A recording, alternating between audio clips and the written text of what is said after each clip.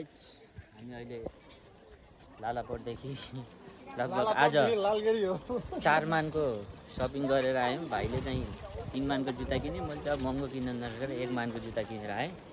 4 मान खर्च भयो। अनि आइसक्रिम खान लाग्यो। यो गर्मी धेरै बढेर। अनि तिमीलाई कस्तो फिलिङ भइरहेको अहिले? कस्तो छ अहिले? तिमीलाई कस्तो लागिरहेको? नेपालको याद आयो बचपनको? कुल्फी होइन नि त, आइसक्रिम भन्छ भाइ। कुल्फी अर्को हुन्छ। बरफको याद आयो। कुन फ्लेभर हो? म्याङ्गो? तिम्रो के हो? म्याङ्गो। मलाई चाहिँ भिडाइदियो, भेलिना भिलाइदियो। भेनिला आफूहरूले भाइरलवाला खायो है। बचपनको याद दिला हामीले के गर्ने? यो दही जस्तो पनि छैन। हामी त यस्तो ल्यापा चाट हामी त अब चम्चाले हो। बच्चा तिमीहरू पनि त झन् म बच्चा भए चम्चाले हो। चम्चाले त बच्चाले खान्छ रे। हाम्रो म्याडम हिरोइन देख्नु भयो।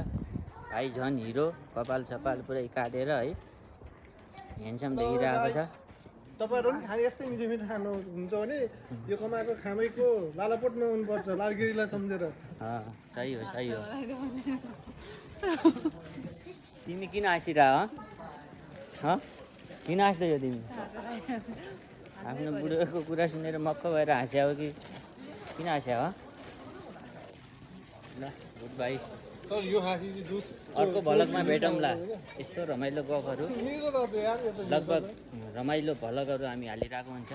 हेर्नु होला, लाइक सेयर कमेन्ट पनि गर्नु होला। हामी बारम्बार आइरहेको हुन्छौँ है त।